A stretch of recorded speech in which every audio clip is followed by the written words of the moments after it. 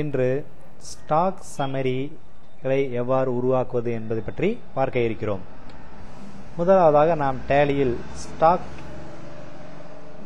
Summary செயல்படுத்தி பார்ப்பதற்கு புதிதாக ஒரு கம்பெனியை கிரியேட் செய்து கொள்ள வேண்டும். Alt F3 கொடுத்து கிரியேட் கம்பெனி என்பதில் ஸ்டாக் 1 என்று கம்பெனி பெயர் கொடுக்கிறேன். இதில் அக்கவுண்ட் வித் இன்வென்டரி என்று எடுத்துக்கொண்டு Ctrl A என்று கொடுத்தோம் என்றால் நம்மளுக்கு கம்பெனியானது உருவாக்கப்பட்டுவிடும். இப்பொழுது இந்த கம்பெனியில் முதல் டிரான்சாக்சனாக நம்மளுக்கு 1/4/2005 அன்று received capital by cash RS 5 lakhs 5 லட்சம் நாம் பணம் கேபிட்டலாக பெற்றிருக்கிறோம் என்றால் F2 என்று கொடுத்து 1/4/2005 இருக்கிறதா என்று நாம் உறுதிப்படுத்திக் கொள்ள வேண்டும். இப்பொழுது Alt C என்று கொடுத்து கேபிட்டல் அக்கவுண்ட் என்ற ஒரு புதிய அக்கவுண்டை உருவாக்க வேண்டும். அவை அண்டர் ஆனது கேபிட்டல் என்பதற்கு இருக்க வேண்டும். கேபிட்டல் ஆனது 5 lakhs பை கேஷ் பணமாக பெறுவதால் பை கேஷ் என்று கொடுக்கிறோம். ரிசீவ்டு கேபிட்டல் பணமானது கேபிட்டல் அக்கவுண்டிற்குள் உள்ளே வந்தது. அடுத்த டிரான்சாக்சன் 1/4/2005 அன்று கேஷ் டெபாசிட் இன் SBI பேங்க். SBI பேங்க் என்ற பேங்கில் நாம் நம்முடைய கம்பெனியுடைய பணத்தை கம்பெனியுடைய பேங்க் அக்கவுண்டிற்கு மாற்றுகிறோம். இப்பொழுது கம்பெனியில் உள்ள கேஷ் ஆனது கம்பெனியின் பேங்க் அக்கவுண்டிற்கு மாற்றப்படுவதை F4 கான்ட்ரா என்பதில் செயல்படுத்த வேண்டும். இதில் கேஷ் ஆனது 2 lakhs வெளியே செல்வதால் 2 என்று வைக்கிறோம் கேஷை. பை என்பது SBI பேங்க் அக்கவுண்ட் என்ற லெட்ஜரை உருவாக்க வேண்டும். அவை அண்டர் ஆனது பேங்க் என்ற அக்கவுண்ட் கீழ் இருக்குமாறு அமைக்க வேண்டும்.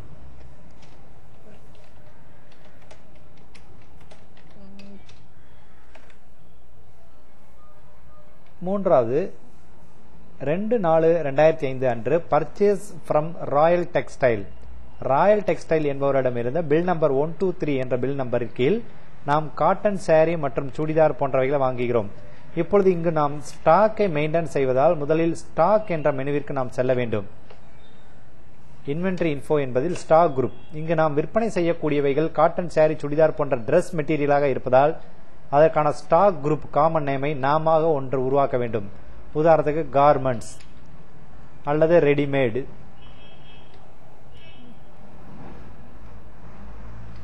இப்பொழுது ரெடிமேட்ஸ் என்று நான் ஒரு புதிய குரூப் ஒன்றை உருவாக்கி வைத்திருக்கிறேன். ஸ்டாக் ஐட்டம் உருவாக்குவதற்கு முன்பாக யூனிட்டை உருவாக்க வேண்டும். இங்குள்ளது யூனிட் ஆனது நோஸ் என்ற அடிப்படையில் வருவதால் யூனிட் என்பதை நோஸ் என்று நாம் உருவாக்க வேண்டும். அதன் பிறகு ஸ்டாக் ஐட்டம்.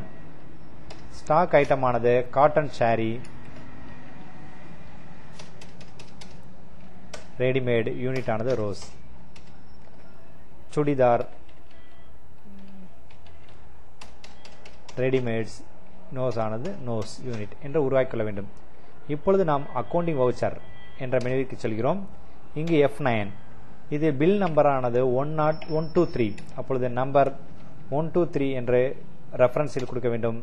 பார்ட்டி நேம் என்பதை Alt C என்று கொடுத்து ராயல் டெக்ஸ்டைல் என்ற நிறுவனத்தை உருவாக்குகிறோம். இது அண்டர் ஆனது சன்ட்ரி கிரெடிட்டார் என்று வர வேண்டும். மெயின்டைன் பில் வைஸ் என்பதில் எஸ் என்று கொடுக்கிறோம். டிஃபால்ட் கிரெடிட் பீரியட் என்பதில் நாம் டிஃபால்ட்டாக 30 நாட்களை உள்ளீடாக கொடுத்துக் கொள்ள வேண்டும். பர்ச்சேஸ் லெட்ஜர் என்பதில் எப்பொழுதும் பர்ச்சேஸ் அக்கவுண்ட் என்பது வர வேண்டும். பர்ச்சேஸ் அக்கவுண்ட் ஆனது பர்ச்சேஸ் அக்கவுண்ட் என்பதற்கு கீழ் இருக்க வேண்டும். இப்பொழுது நாம் காட்டன் சாரி ஆனது 50 நம்பர்ஸ் வாங்குகிறோம். ஒரு நம்பருடைய விலை 300 ரூபாய்கள். சுடிதார் ஆனது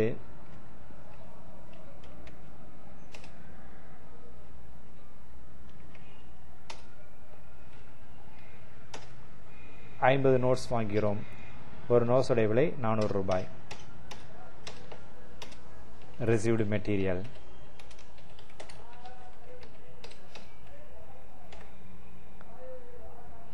இதற்கு டேட் நாம் மாற்ற வேண்டும். பேஜ் அப் அமைக்கி 2/4/2005 என்ற டேட்டை கொடுக்க வேண்டும்.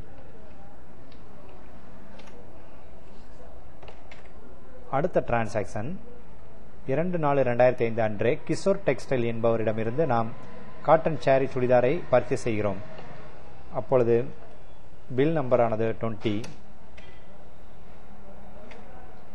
ஆல்ட் சி என்று கொடுத்து கிஷோர் டெக்ஸ்டைல் என்ற புதிய அக்கௌண்டை உருவாக்க வேண்டும். இவையும் பர்ச்சேஸ் டயத்தில் வருவதால் சன்ட்ரி கிரெடிட்டார் என்று உருவாக்க வேண்டும். பர்ச்சேஸ் லெட்ஜர் காட்டன் சேரீயானது 50 நோஸ்களை பெறுகிறோம். ஒரு நோஸுடைய விலை 300 ரூபாய். சுடிதாரானது 50 நோஸ்களை பெறுகிறோம். ஒரு நோஸின் விலையானது 400 ரூபாய்கள்.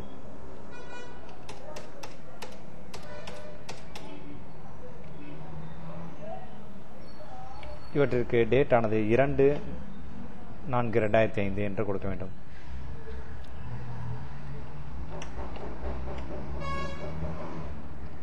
அடுத்து 2/4/2005 அன்று சந்தோஷ் டெக்ஸ்டைல் என்பவரிடமிருந்து நாம் 3வது பர்ச்சேஸை பெறுகிறோம்.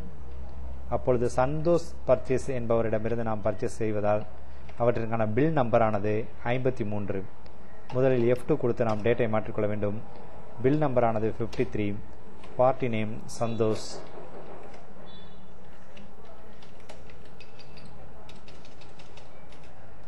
Purchase ledger purchase account. இப்பொழுது இங்கு நாம் முதல் ஸ்டாக் ஐட்டமாக டி-ஷர்ட் வாங்குகிறோம். இப்பொழுது டி-ஷர்ட் இல்லை என்றால் ஆல்ட் ஷீ கொடுத்து டி-ஷர்ட் என்ற புதிய ஸ்டாக் ஐட்டத்தை உருவாக்க வேண்டும்.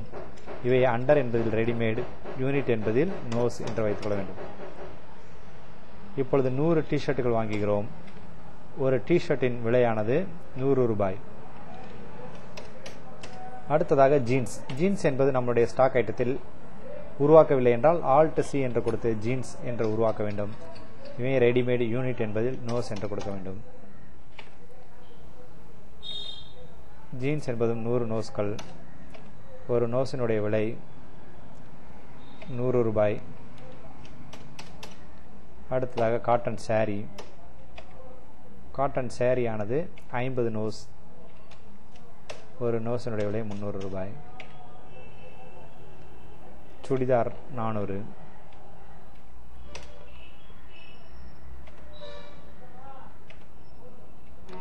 நோஸ் பெர் நோஸ் விலை 400 ரூபாய். இப்பொழுது 3 விதமான பர்ச்சேஸ்களை நாம் செய்து இருக்கிறோம். அடுத்து 1/5/2005 அன்று லண்டன் ஸ்டோர் என்பவருக்கு விற்பனை செய்கிறோம். பில் நம்பரானது 1. இப்பொழுது நாம் F8 என்று அழுத்த வேண்டும். இவற்றை டேட் ஆனது 1/5 என்பதால் F2 என்று கொடுத்து 1/5/2005 என்று கொடுக்க வேண்டும். இப்பொழுது பார்ட்டி நேம் என்பதில் லண்டன் ஸ்டோர் என்ற புதிய லெட்ஜரை உருவாக்க வேண்டும். சேல்ஸ் டயத்தில் வருபவரை நாம் சன்ட்ரி டெப்டார் என்று வைக்க வேண்டும். பில் நம்பரானது 1 என்று கொடுத்துக் கொள்ளுங்கள். சேல்ஸ் என்பதில் சேல்ஸ் லெட்ஜர் என்பதை உருவாக்கி அவை அண்டர் சேல்ஸ் அக்கவுண்டில் இருக்க வேண்டும். இப்பொழுது நாம் விற்பனை செய்வது முதலாவதாக காட்டன் சாரி.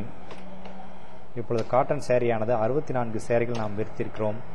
ஒரு சாரியினுடைய விலை 500 ரூபீஸ்.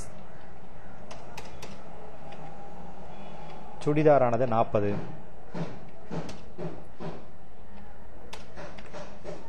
ஒரு சுடிதாரின் விலை 750. டி-ஷர்ட் 60. ஒரு டி-ஷர்ட்டின் விலை 1000 ரூபாய். ஜீன்ஸ் 60. ஒரு ஜீன்ஸின் விலை 1300. இப்பொழுது இவற்றிற்கு நாம் 4% டாக்ஸ் உருவாக்க வேண்டும், TNGST.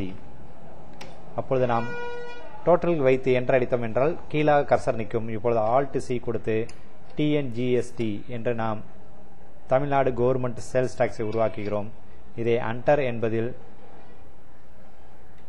டியூட்டிஸ் அண்ட் டாக்ஸஸ் என்பதற்கு நாம் வைத்துக் கொள்கிறோம். இப்பொழுது 4% என்று கொடுப்பதன் மூலமாக 4% 8000 ரூபாய் எடுத்துக்கொள்ளும். இரண்டாவது சேல்ஸ் கே சேல்ஸ். இப்பொழுது கே சேல்ஸ் நாம் செயல்படுத்துவதற்கு அதே F8 கீகளை அழுத்திக் கொண்டு கேஷ் என்று கொடுக்கிறோம். பார்ட்டி நேம் என்பதில் கேஷ் என்கிறோம். சேல்ஸ் லெட்ஜரில் சேல்ஸ் வைத்துக் கொள்ள வேண்டும். காட்டன் சாரியானது 40.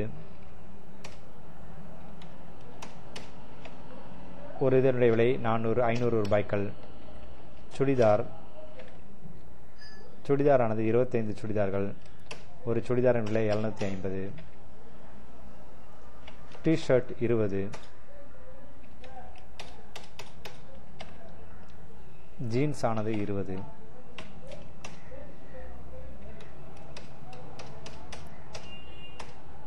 இப்போது கேஷ் சேல்ஸ் என்பதற்கு டிஎன்ஜிஎஸ்டி உருவாக்க வேண்டியதில்லை. அடுத்ததாக 2/6/2005 அன்று பேமெண்ட் மேய்டு பை செக். கீழ்கண்ட கம்பெனிகளுக்கு நாம் செக் கொடுத்திருக்கிறோம் என்றால் முதலில் F5 பேமெண்ட் என்ற மெனுவிற்கு செல்ல வேண்டும். இதில் F2 என்று அழுத்தி 2/5/2005 என்று கொடுக்கிறோம். இதில் ராயல் டெக்ஸ்டைல் என்பவருக்கு நாம் 35,000 கொடுக்க வேண்டும். இப்பொழுது நாம் 25,000 கொடுப்பதால் 25,000 என்று இன்புட்டாக கொடுக்க வேண்டும். இதில் அகைன்ஸ்ட் ரெஃபரன்ஸ் என்பதில் அவருடைய பில் நம்பரை நாம் வர வைக்க வேண்டும். அடுத்த பை என்று கொடுத்து கிஷோர் டெக்ஸ்டைல் என்பதை எடுக்கிறோம். கிஷோர் டெக்ஸ்டைலுக்கு நாம் மொத்தம் 35,000 கொடுக்க வேண்டியது இருக்கிறது. அதிலும் 25,000 நாம் கொடுக்கிறோம். அகைன்ஸ்ட் ரெஃபரன்ஸில் அவருடைய பில் பெண்டிங்கை நாம் வைக்க வேண்டும். அடுத்து மூன்றாவதாக பை என்று கொடுத்து சந்தோஷ் டெக்ஸ்டைலை உருவாக்குகிறோம். சந்தோஷ் டெக்ஸ்டைலுக்கு நாம் கொடுக்க வேண்டியது 55,000 ரூபாய். நாம் அவருக்கு 10,000 ரூபாய் கொடுக்கிறோம். இவைகள் அனைத்தும் நாம் செக்காக கொடுப்பதால் நம்மளுடைய எஸ்பிஐ பேங்க் அக்கௌண்டை வைக்க வேண்டும். அடுத்த டிரான்சாக்சன் 1/7/2005 அன்று received check from London store. London ஸ்டோரில் இருந்து 2 லட்சத்திற்கான காசோலையை நாம் பெற்றதால் F6 ரிசிப்ட் வவுச்சருக்கு செல்ல வேண்டும். இதில் F2 என்று கொடுத்து 1/7/2005 என்ற டேட்டை மாற்றிக்கொள்கிறோம். கொடுப்பவர் லண்டன் ஸ்டோர் என்பவரை வர வைக்க வேண்டும். அவர் 2,08,000 தர வேண்டியிருக்கிறது. 2 லட்சம் கொடுக்கிறார். அகைன்ஸ்ட் ரெஃபரன்ஸ் என்பதில் அவருடைய பில் நம்பரை நாம் வைக்க வேண்டும். By cash. செக் என்பதால் எஸ்பிஐ அக்கௌண்டை நாம் வைத்துக் கொள்ள வேண்டும். SBI bank account.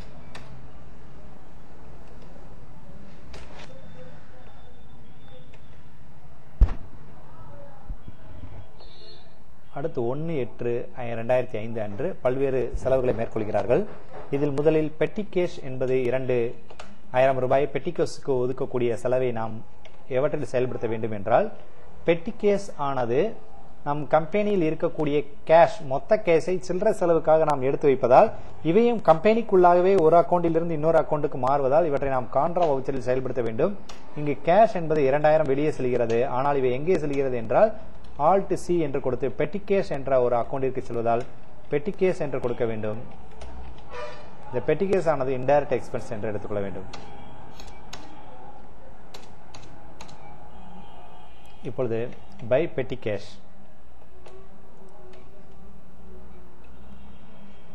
நாம் பெட்டி கேஷ் என்பதை அண்டர் என்பது தவறுதலாக கொடுத்து விட்டோம் என்றால் அக்கௌண்ட் இன்ஃபோவில் லெட்ஜர் என்பதில் ஆல்டர் என்பதில் பெட்டி கேஷ் என்பதை ஓபன் செய்ய வேண்டும்.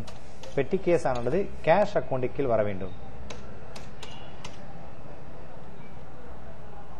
இப்பொழுது எஸ்கேப் அமைக்க நம்முடைய அக்கௌண்டிங் வவுச்சர் செல்கிறோம். இதில் F4 என்பதில் கேஷ் ஆனது வெளியே செல்கிறது. எவ்வளவு என்றால் 2,000 ரூபாய். பை பெட்டி கேஷ் என்ற மற்றொரு கேஷ் அக்கௌண்ட்டுக்கு இங்கு மாறுகிறது. டிரான்ஸ்பர் பெட்டி கேஷ். பெட்டி கேஸுக்கு மாற்றிய வகையில் என்று நாம் கொடுத்துக் கொள்கிறோம்.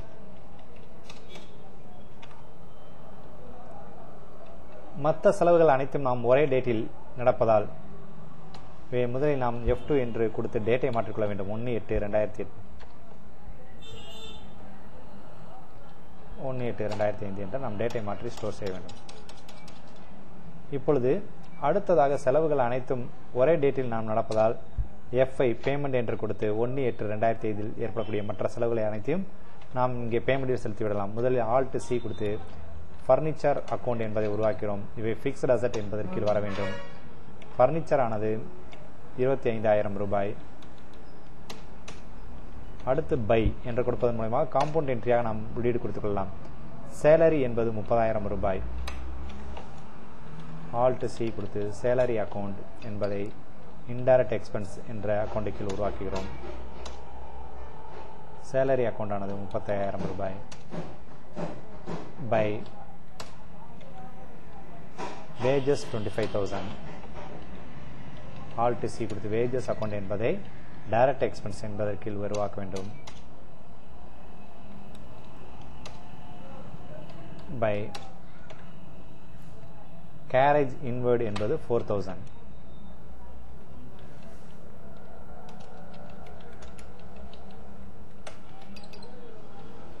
என்பது டைரக்ட் எக்ஸ்பென்ஸ் 4000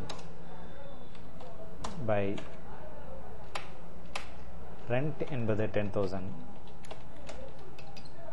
rent என்பது indirect expense. இவை 10000 என்று நாம் கொடுக்க வேண்டும். அடுத்ததாக by EB என்பது alt C கொடுத்து EB account என்பது indirect expense 5430 ரூபாய்.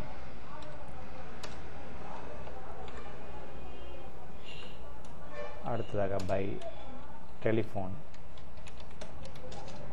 அக்கௌண்ட் என்பது இன்டைரக்ட் எக்ஸ்பென்ஸ் 8340 ரூபாய். டு கேஷ் இவைகள் அனைத்தும் நாம் கேஷில் செலவு கொடுத்ததால் கேஷ் என்று நாம் வைக்க வேண்டும். பெய்டு எக்ஸ்பென்சஸ்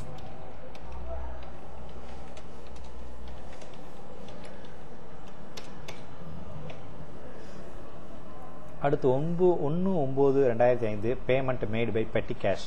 நாம் 2000 ரூபாய்க்கு ஒதுக்கிய அந்த பெட்டி கேஸில் இருந்து நாம் செய்த செலவுகள் அனைத்தும் இங்கே கொடுக்கப்பட்டிருக்கிறது. இப்போது இவற்றை நாம் எவ்வாறு என்டர் பண்ணுவது என்றால் F5 பேமெண்ட் என்று எடுத்துக்கொள்ள வேண்டும். இதில் F2 என்று கொடுத்து நாம் முதலில் டேட்டை மாற்றுகிறோம் 1/9/2005 என்று. இதில் பை ஆல்ட் C கொடுத்து போஸ்டேஜ் என்ற ஒரு அக்கௌண்டை உருவாக்குகிறோம். இது இன்டைரக்ட் எக்ஸ்பென்ஸ். போஸ்டேஜுக்கான செலவானது 300 ரூபாய். அடுத்து அகைன் பை என்று கொடுக்க வேண்டும். கன்வைன்ஸ் அக்கௌண்ட் என்பதும் இன்டைரக்ட் எக்ஸ்பென்ஸ் 250. அடுத்ததாக by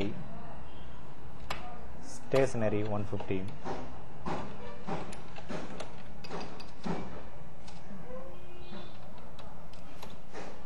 again by staff welfare ஆல்ட் C என்று கொடுத்து ஸ்டாஃப் வெல்ஃபேர் என்ற ஒரு புதிய அக்கௌண்டை உருவாக்குகிறோம். இவையும் இன்டைரக்ட் எக்ஸ்பென்ஸ். ஸ்டாஃப் வெல்ஃபேர் என்பதற்கு 200 ரூபாய். அடுத்ததாக வெஹிக்கிள் மெயின்டெனன்ஸ்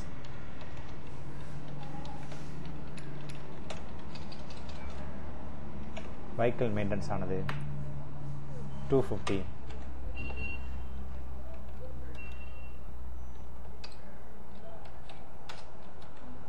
ஜெனரல்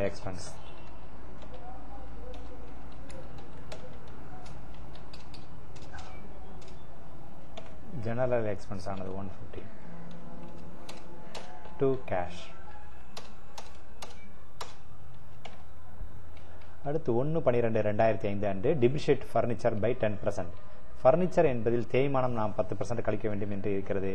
இப்பொழுது நாம் வாங்கிய ஃபர்னிச்சர் ஆனது 25,000 ரூபாய். அப்போது 10% என்பது 2500 ரூபாய் கழிக்க வேண்டும். இவைகள் அனைத்தும் நாம் F7 ஜேர்னல் வவுச்சரில் செலுத்த வேண்டும். இதில் பை என்பது டிப்ரிசியேஷன் அக்கௌண்ட். இவை இன்டைரக்ட் எக்ஸ்பென்ஸ். தேய்மான கணக்கானது 2500 ரூபாய். எந்த சொத்திலிருந்து நாம் மதிப்பை குறைக்க வேண்டும் என்றால் ஃபர்னிச்சருடைய சொத்திலிருந்து மதிப்பை குறைக்க வேண்டும் என்பதால் டு ஃபர்னிச்சர். இது டேட் ஆனது F2 என்று கொடுத்து 1/12/2005 என்று கொடுக்க வேண்டும். இப்பொழுது நாம் அனைத்து வவுச்சர்களும் சரியாக செய்துவிட்டோம். இப்பொழுது இவற்றிற்கான அனைத்து வவுச்சர்களையும் நாம் செக் செய்ய வேண்டும் என்றால் டிஸ்பிளே என்பதில் டே புக் என்று செல்ல வேண்டும். இதில் ஆல்ட் F2 என்று கொடுத்து 1/4/2005 இருந்து 1/12/2005 வரை உள்ள வவுச்சர்களை நாம் பார்வையிட்டோம் என்றால் அனைத்து வவுச்சர்களும் நாம் சரியாக செய்திருக்கிறோமா என்று தெரியும். இவைகளை நாம் வேற ஏதேனும் லெட்ஜர் மாற்றி வைத்து விட்டோமா என்று பார்ப்பதற்கு ப்ராஃபிட் அண்ட் லாஸ் அக்கௌண்ட் என்று சென்றால் நம்முடைய ஸ்டாக் மற்றும் சேல்ஸ் நாம் செய்த செலவுகள் டைரக்ட் எக்ஸ்பென்ஸ் மற்றும் இன்டைரக்ட் எக்ஸ்பென்ஸ்களை காட்டும். பேலன்ஸ் ஷீட் என்ற பகுதிக்கு சென்றோம் என்றால் நம்முடைய பேலன்ஸ் ஷீட்டுகளில் இருக்கக்கூடிய லயபிலிட்டி மற்றும் அசட்டுகளை காட்டும். இவைகளில் மைனஸ் எங்கேனும் இருக்கிறது என்றால் நாம் தவறுதலாக என்டர் செய்து வைத்திருக்கிறோம் என்ற அர்த்தம். நம்முடைய ஸ்டாக்குகளை பார்க்க வேண்டும் என்றால் ஸ்டாக் சம்மரி, இது ரெடிமேட்ஸ் என்பதில் நாம் கடைசியாக நம்மிடம் இருக்கக்கூடிய கையில் இருக்கக்கூடிய ஸ்டாக்குகளை காட்டும். நன்றி.